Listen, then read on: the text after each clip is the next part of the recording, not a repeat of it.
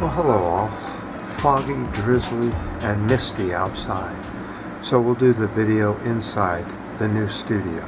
Experts warn that Florida's tower collapse could be the norm if sea level rise continues. So about 3 videos back I told people that I thought that the towers, the way the concrete looked like it was crap, like it was made of mostly sand that was beach sand mixed with salt. Over time that would deteriorate and the concrete becomes very crumbly, and you can clearly see that the way it pancaked into itself with very few voids. And most concrete buildings that collapse have big chunks that kind of are around, but the ones that are made of sea sand that has salt in it, they collapse.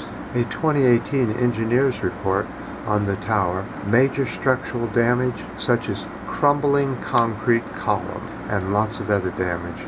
I'm surprised that people sat around and didn't do anything, like try and get things fixed. Rusting rebar in the underground garage was also discovered, and in construction, workers know that the rebar can't be rusty and then had concrete poured around it because it won't bond to the concrete and won't be any good.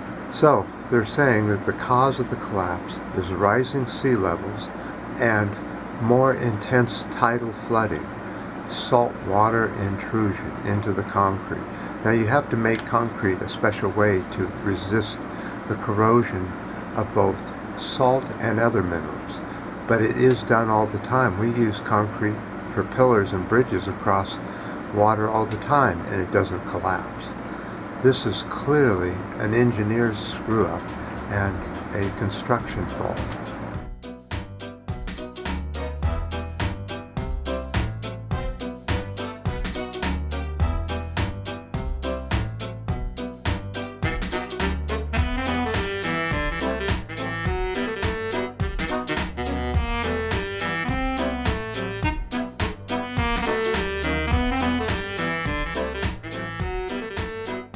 But that's not the only thing that we talk about here on the Pink Barrio.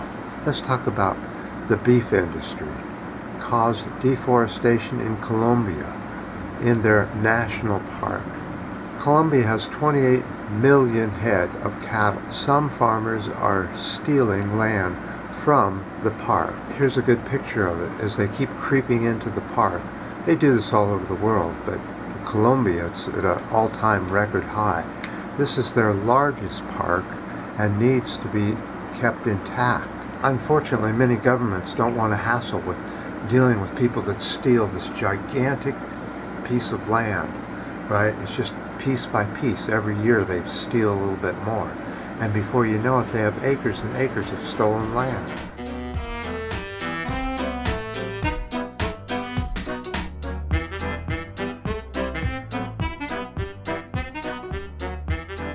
And the government isn't doing a whole lot. Here in the U.S., private homeowners will steal land if there's a national park or any kind of park next door. And the surveyors have to keep coming back and saying, no, that's not your land. And they take it back from the stolen. They'll move their fences over and they keep stealing the land little bit by little bit.